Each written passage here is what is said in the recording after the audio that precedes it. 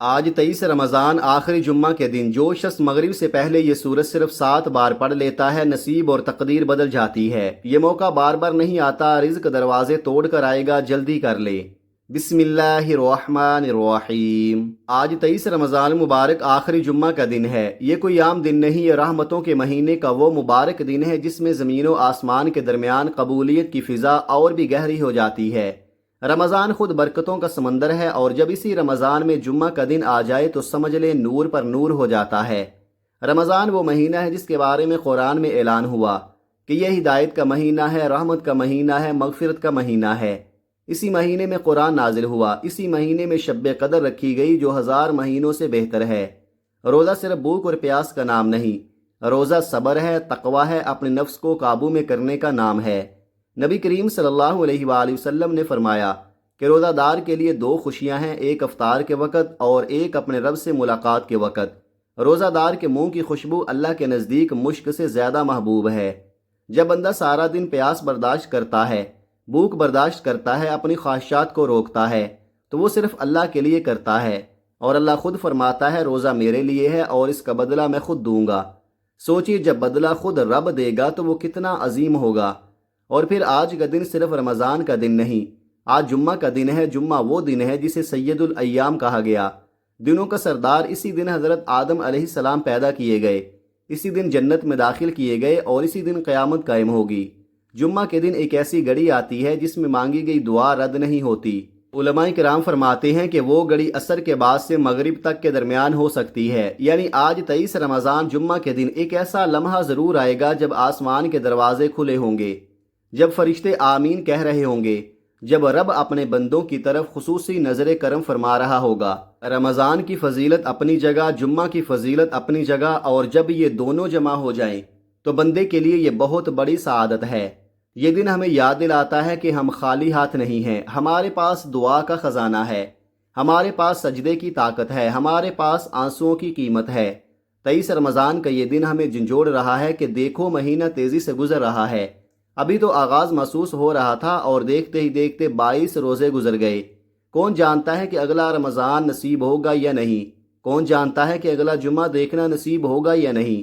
یہ مہینہ گناہوں کو جلانے آیا ہے، یہ مہینہ دلوں کو صاف کرنے آیا ہے، یہ مہینہ ہمیں بدلنے آیا ہے۔ اگر ہم نے ابھی بھی اپنے دل نہ بدلے، اپنی نمازیں درست نہ کیں، اپنے معاملات صاف نہ کیے تو پھر کب کریں گے؟ جمعہ کے دن درود شریف کی کثرت کا حکم ہے۔ جمعہ کے دن سورہ کہف پڑھنے کی فضیلت آئی ہے۔ جمعہ کے دن غسل کرنا، پاکیزہ لباس پہننا، مسجد جانا، خطبہ سننا، یہ سب ایسے اعمال ہیں جو انسان کے درجات بلند کرتے ہیں، اور جب یہ سب کچھ رمضان میں ہو تو اس کا اجر کئی گنا زیادہ بڑھ جاتا ہے۔ ایک نیکی کا ثواب 70 گنا تک بڑھا دیا جاتا ہے۔ فرض کا اجر 70 فرضوں کے برابر ہو جاتا ہے۔ سوچیں اگر آج آپ ایک سجدہ اخلاص سے کر لیں تو وہ کتنا وزنی ہوگا، اگر آج آپ ایک آنسو سچے دل سے بہا دیں تو وہ کتنا قیمتی ہوگا۔ رمضان ہمیں سکھاتا ہے کہ اصل طاقت مال میں نہیں، صبر میں ہے۔ اصل عزت شہرت میں نہیں، تقویٰ میں ہے۔ اصل کامیابی دنیا سمیٹنے میں نہیں، رب کو راضی کرنے میں ہے۔ 23 رمضان آخری جمعہ ہمیں دعوت دے رہا ہے کہ آئیں اپنے دلوں کو ٹٹولیں۔ کیا ہماری نمازوں میں خشوع ہے؟ کیا ہمارے روزے صرف بھوک ہیں یا واقعی تقویٰ پیدا کر رہے ہیں؟ کیا ہم نے کسی کو معاف کیا؟ کیا ہم نے کسی غریب کا خیال رکھا؟ کیا ہم نے کسی دکھی دل کو تسلی دی؟ رمضان کا روزہ صرف ہمیں بھوکا نہیں رکھتا، یہ ہمیں دوسروں کی بھوک کا احساس دلاتا ہے۔ یہ ہمیں سکھاتا ہے کہ جو ہمارے پاس ہے وہ بھی اللہ کی امانت ہے، اس لیے صدقہ کریں، زکوٰۃ ادا کریں، افطاری کروائیں، کسی کا ہاتھ تھام لیں۔ آج کے دن ایک عہد کریں، باقی رمضان کو غفلت میں نہیں گزاریں گے، قرآن کے ساتھ تعلق مضبوط کریں گے، ہر روز کچھ نہ کچھ تلاوت ضرور کریں گے، نمازوں کی حفاظت کریں گے، تہجد کی کوشش کریں گے، چاہے 2 رکعت ہی کیوں نہ ہو، کیونکہ یہی دن، یہی راتیں ہماری زندگی بدل سکتی ہیں۔ کیا پتہ یہی رمضان ہماری مغفرت کا سبب بن جائے، کیا پتہ آج کا یہ جمعہ ہمارے نامہ اعمال کو روشن کر دے، کیا پتہ آج عصر کے بعد مانگی گئی ایک دعا ہماری تقدیر سنوار دے۔ اس لیے آج 23 رمضان کے اس مبارک آخری جمعہ میں اپنے رب کے حضور جھک جائیں، دل سے توبہ کریں، اپنے گناہوں پر ندامت محسوس کریں، اپنے والدین کے لیے دعا کریں، اپنی اولاد کے لیے دعا کریں، اپنے ملک کے لیے دعا کریں، امت مسلمہ کے لیے دعا کریں۔ یاد رکھیے رمضان چند دنوں کا مہمان ہے، جمعہ چند گھنٹوں کا مہمان ہے اور زندگی چند سانسوں کی مہمان ہے۔ جو وقت گزر گیا وہ واپس نہیں آئے گا، مگر جو لمحے ہمارے پاس ہیں وہ ہمارے ہاتھ میں ہیں۔ آئیے آج کے دن کو قیمتی بنا لیں، اپنے رب کو راضی کر لیں، اپنے دل کو صاف کر لیں اور ایسا عمل کر لیں کہ جب یہ رمضان رخصت ہو تو ہم بھی پہلے جیسے نہ رہیں بلکہ بہتر ہو چکے ہوں۔ اللہ ہمیں 23 رمضان کے اس بابرکت جمعہ کی قدر کرنے کی توفیق عطا فرمائے، ہمارے روزوں کو قبول فرمائے، ہماری دعاؤں کو شرف قبولیت عطا فرمائے اور ہمیں دنیا اور آخرت کی کامیابی نصیب فرمائے، آمین یا رب العالمین۔ آپ چاہے پاکستان میں ہوں یا انڈیا میں، بنگلہ دیش میں ہوں یا نیپال میں، افغانستان میں ہوں یا دنیا کے کسی اور کونے میں، کسی گاؤں، کسی شہر، کسی گلی میں بیٹھ کر یہ ویڈیو دیکھ رہے ہوں، سب سے پہلے ایک کام ضرور کیجئے، اس بات کو مکمل توجہ سے سنیے، پورا سمجھ لیجئے اور پھر عمل شروع کیجئے۔ جب آپ کے ملک میں 23 رمضان آخری جمعہ آ جائے تو یاد رکھیں یہ کوئی معمولی دن نہیں ہے۔ اس دن دنیا کے کام بعد میں اور یہ عمل پہلے، کیونکہ کچھ لمحے ایسے ہوتے ہیں جو ساری زندگی کا رخ بدل دیتے ہیں۔ اگر وہ گزر جائیں تو انسان بعد میں صرف افسوس کرتا رہ جاتا ہے۔ آپ یہ وظیفہ کسی بھی وقت پڑھ سکتے ہیں، فجر کے بعد، نماز جمعہ کے بعد، عصر، مغرب یا عشاء کے بعد، کسی وقت کی کوئی پابندی نہیں۔ اگر نماز کے بعد سکون سے پڑھنا چاہیں تو بہت بہتر، اگر چلتے پھرتے پڑھنا چاہیں تو بھی اجازت ہے۔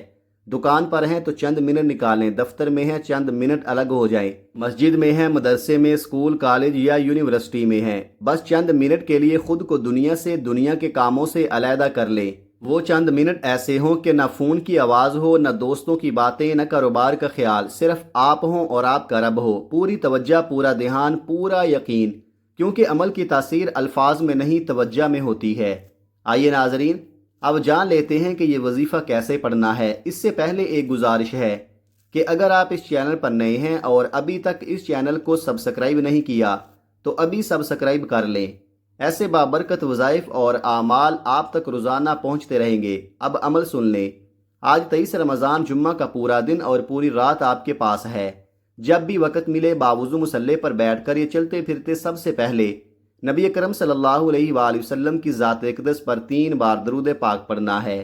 درود پاک کوئی سا بھی پڑھ سکتے ہیں، آپ مختصر اور آسان سا درود صلی اللہ علیہ محمد پڑھ لیں یا صلی اللہ علیہ وآلہ وسلم پڑھ لیں، یا آپ نماز والا درود ابراہیمی پڑھ لیں تو بہتر ہے، کیونکہ درود ابراہیمی کی فضیلت اور برکت سب سے زیادہ ہے۔ درود توجہ اور عدد کے ساتھ پڑھیں۔ نبی کریم صلی اللہ علیہ وآلہ وسلم کے فرمان کا مفہوم ہے، جو مجھ پر 1 مرتبہ درود بھیجتا ہے اللہ تعالیٰ اس پر 10 رحمتیں نازل فرماتا ہے، اس کے 10 گناہ مٹا دیتا ہے اور 10 درجے بلند کر دیتا ہے۔ کثرت درود سے پریشانیاں دور ہوتی ہیں۔ آئیے نیت، برکت اور ثواب کے ساتھ میرے ساتھ ایک بار پڑھ لیں۔ اللہم صلی علی محمد وعلی آل محمد کما صلیت علی ابراہیم وعلی آل ابراہیم انک حمید مجید۔ اللہم بارک علی محمد وعلی آل محمد کما بارکت علی ابراہیم وعلی آل ابراہیم انک حمید مجید۔ 3 بار درود پاک پڑھنے کے بعد آپ نے اپنے خاص مقصد کی نیت کرنی ہے۔ ہر انسان کی حاجت، پریشانی اور آزمائش الگ ہوتی ہے، اس لیے اپنی نیت اپنے الفاظ میں کریں اور دل کھول کر رب کے سامنے رکھ دیں۔ اگر آپ یہ وظیفہ بہترین رشتے کے لیے پڑھ رہے ہیں تو نیت کر لیں، یا اللہ میں یہ عمل بہترین رشتے کے لیے پڑھ رہا ہوں، اس کی برکت سے مجھے صالح اور موزوں رشتہ عطا فرما۔ اگر اولاد کے لیے پڑھ رہے ہیں تو نیت کریں، یا اللہ اس وظیفے کی برکت سے مجھے نیک اور صالح اولاد عطا فرما۔ اگر کاروبار کے لیے پڑھ رہے ہیں تو کہیے، یا اللہ اس عمل کی برکت سے میرے کاروبار میں وسعت، برکت اور ترقی عطا فرما۔ اگر آپ کرائے کے مکان میں رہتے ہیں اور اپنا ذاتی گھر خریدنا چاہتے ہیں، یا من پسند نوکری، من پسند شادی کرنا چاہتے ہیں، آپ جس مقصد کے لیے بھی پڑھ رہے ہیں، آج نیت کر لیں۔ یقین رکھیے آج اگر آپ نے لمبی لسٹ بھی بنا لی تو میرا رب خالی ہاتھ نہیں لٹاتا۔ بس یاد رکھیں جس مقصد کے لیے وظیفہ پڑھ رہے ہیں اس کی نیت لازمی کریں۔ نیت کرتے ہی فوراً ایک بار پڑھیں اعوذ باللہ من الشیطان الرجیم، بسم اللہ الرحمن الرحیم پڑھ کر وظیفے کا باقاعدہ آغاز کرنا ہے۔ یاد رکھیے جس کام کے آغاز میں تعوذ اور تسمیہ ہو اس میں خیر ہوتی ہے، برکت ہوتی ہے اور سلامتی ہوتی ہے۔ اب جب نیت بھی ہو گئی، تعوذ اور تسمیہ بھی پڑھ لی، تو دل میں یہ کیفیت پیدا کریں کہ دنیا و ما فیہا سے تعلق ختم ہو گیا ہے۔ یوں محسوس کریں جیسے آپ روضہ رسول کی جالیوں کے قریب بیٹھے ہیں، نگاہ جھکی ہوئی ہے، دل لرز رہا ہے، آنکھیں نم ہیں، اور اسی حال میں آپ یہ خاص وظیفہ پڑھنے جا رہے ہیں۔ مکمل توجہ، کامل یقین اور ٹوٹے دل کے ساتھ سب سے پہلے نمبر پر جو وظیفہ آپ نے پڑھنا ہے وہ رب کریم کے ایک صفاتی نام کا وظیفہ ہے، ایسا نام جس کی گونج عرش الہی تک پہنچتی ہے۔ اس نام کی فضیلت اور برکت اتنی عظیم ہے کہ آج ہر دل اس کی برکت سے مالا مال ہونا چاہتا ہے۔ آپ نے پہلے نمبر پر یا اللہ یا کریم پڑھنا ہے۔ آج ہر کوئی چاہتا ہے کہ اس پر رب کریم کی نظر کرم ہو جائے۔ اگر آپ بھی یہی چاہتے ہیں، اگر آپ رزق اور دولت کی کشادگی چاہتے ہیں، اگر آپ رب کے خزانوں تک رسائی چاہتے ہیں، اگر آپ اپنے گھر کے حالات بدلنا چاہتے ہیں، اگر آپ فقیری سے بادشاہی کی تمنا رکھتے ہیں، تو آج پہلے نمبر پر یا اللہ یا کریم پڑھ کر دیکھ لیں۔ اب طریقہ اور تعداد پوری توجہ سے سن لیں۔ یا اللہ یا کریم ایک بار ہو گیا، یا اللہ یا کریم دو بار ہو گیا، یا اللہ یا کریم تین بار ہو گیا۔ اس طرح آپ ہاتھوں کی انگلیوں پر یا تسبیح کے دانوں پر پڑھ لیں۔ آپ نے صرف 11 بار پڑھنا ہے، اور پڑھتے وقت رب کریم سے ضد کر کے مانگنا، کیونکہ آج 23 رمضان آخری جمعہ کا دن ہے۔ یہ برکت اور عظمت والا دن ہے، یہ قبولیت کا دن ہے، یہ وہ دن ہے جب رب کریم سے اپنی ہر بات منوانے کا موقع ملتا ہے۔ یقین رکھیے، آج جو سچے دل اور کامل یقین کے ساتھ مانگو گے، اللہ عطا فرمائے گا۔ پہلے نمبر پر یا اللہ یا کریم 11 بار پڑھنے کے فوراً بعد بغیر وقفہ کیے آپ نے دوسرے نمبر پر جو وظیفہ پڑھنا ہے، وہ قرآن مجید کی وہ عظیم صورت ہے جسے سورہ شفا کہا جاتا ہے۔ یہ کسی عام کلام کا نام نہیں، یہ وہ قرآن صورت ہے جسے اہل علم نے سورہ شفا کہا، جسے کامیابی کا راز کہا گیا، جسے رب کے کلام کا خلاصہ کہا گیا، اور یہ سورہ فاتحہ ہے۔ سورہ فاتحہ قرآن مجید کی سب سے پیاری، سب سے عظیم صورت ہے، وہ صورت جس کے بغیر نماز مکمل نہیں ہوتی۔ اگر اسے نہ پڑھا جائے تو نماز ادا نہیں ہوتی۔ سوچئے، جس صورت کے بغیر عبادت مکمل نہیں، اس کی تاثیر کتنی عظیم ہوگی۔ اس صورت میں رب کی حمد بھی ہے، اس کی رحمت کا ذکر بھی ہے، یوم جزا کی یاد دہانی بھی ہے، سیدھا راستہ مانگنے کی دعا بھی ہے، اور بندے اور رب کے درمیان محبت برا مکالمہ بھی ہے۔ جب بندہ الحمدللہ رب العالمین کہتا ہے تو اللہ فرماتا ہے میرے بندے نے میری تعریف کی۔ جب بندہ ایاک نعبد و ایاک نستعین کہتا ہے تو اللہ فرماتا ہے یہ میرے اور میرے بندے کے درمیان ہے، اور جو یہ مانگے گا وہ اسے دیا جائے گا۔ آئیے دل کی حاضری کے ساتھ تلاوت سن لیں۔ بسم اللہ الرحمن الرحیم، الحمدللہ رب العالمین، الرحمن الرحیم، مالک یوم الدین، ایاک نعبد و ایاک نستعین، اہدنا الصراط المستقیم، صراط الذین انعمت علیہم، غیر المغضوب علیہم ولا الضالین، آمین۔ آپ نے سورہ فاتحہ کو 7 بار پڑھنا ہے۔ تعداد پوری ہونی چاہیے، مگر اصل چیز توجہ اور یقین ہے۔ یاد رکھیں، سورہ فاتحہ شکر کی صورت ہے، اور اللہ شکر کرنے والوں کو بے حد پسند کرتا ہے۔ جب بندہ شکر ادا کرتا ہے تو رزق میں برکت آتی ہے، مال میں برکت آتی ہے، جان میں سکون آتا ہے، اولاد میں خیر آتی ہے۔ یہ وہ صورت ہے جس میں کامیابی کا راز چھپا ہے۔ بعض لوگ دن رات محنت کرتے ہیں، مشقت کرتے ہیں، پھر بھی کامیابی ہاتھ نہیں آتی، کیونکہ اصل کامیابی صرف محنت سے نہیں، رب کی رضا سے ملتی ہے۔ آج اگر آپ 7 مرتبہ سورہ فاتحہ سچے دل سے پڑھ لیں تو وہ جو برسوں کی محنت سے نہ ملا، وہ ایک لمحے میں مل سکتا ہے۔ وہ جو دروازے بند تھے کھل سکتے ہیں، وہ جو راستے رکے ہوئے تھے ہموار ہو سکتے ہیں۔ جب آپ ہر بار الحمدللہ رب العالمین کہیں تو دل سے شکر ادا کریں۔ جب ایاک نعبد و ایاک نستعین کہیں تو اپنی بے بسی یاد کریں۔ جب اہدنا الصراط المستقیم کہیں تو آنکھوں میں نمی لے آئیں کہ یا اللہ مجھے سیدھا راستہ دکھا دے۔ یہ 7 مرتبہ محض گنتی نہیں، یہ 7 بار رب سے جڑنے کا موقع ہے، 7 بار اس کے حضور جھکنے کا موقع ہے۔ یقین کیجئے، اگر آج آپ نے یہ سورت دل کی گہرائی سے پڑھ لی تو وہ کامیابی، وہ سکون، وہ برکت جو ساری عمر نہ مل سکی، وہ آپ کے نصیب میں آ سکتی ہے، کیونکہ دینے والا رب ہے اور اس کے خزانے کبھی ختم نہیں ہوتے۔ آپ نے دوسرے نمبر پر سورہ فاتحہ 7 بار مکمل پڑھنے کے بعد بغیر کسی سے بات کیے، بغیر توجہ توڑے آج کا تیسرا اور آخری وظیفہ پڑھنا ہے۔ یاد رکھیے، یہ آخری وظیفہ دل جمی اور خاموشی کے ساتھ پڑھنا ہے۔ اب آخری نمبر پر جو وظیفہ آپ نے پڑھنا ہے وہ اللہ تعالیٰ کے صفاتی ناموں کا عظیم وظیفہ ہے، وہ نام جن کے بارے میں صحابہ کرام رضوان اللہ علیہم اجمعین نے نبی کریم صلی اللہ علیہ وآلہ وسلم کی بارگاہ میں عرض کیا کہ یا رسول اللہ، اللہ کے 99 نام ہیں، لیکن ان میں سب سے افضل نام کون سا ہے؟ سب سے طاقتور نام کون سا ہے؟ وہ کون سا اسم ہے جس کے وسیلے سے مانگی گئی دعا رد نہیں ہوتی؟ روایت میں آتا ہے کہ حضور اکرم صلی اللہ علیہ وآلہ وسلم نے سوال پر سکوت فرمایا اور صحابہ کرام نے غور و فکر کیا، تحقیق کی، مختلف اسماء مبارکہ کا ذکر کیا، یہاں تک کہ انہوں نے پایا کہ یا حی یا قیوم ایسا بابرکت اور عظیم ذکر ہے کہ جسے پڑھتے ہوئے دل زندہ ہو جاتا ہے۔ تقدیر بدلنے لگتی ہے اور حاجتیں پوری ہونے کا راستہ کھل جاتا ہے۔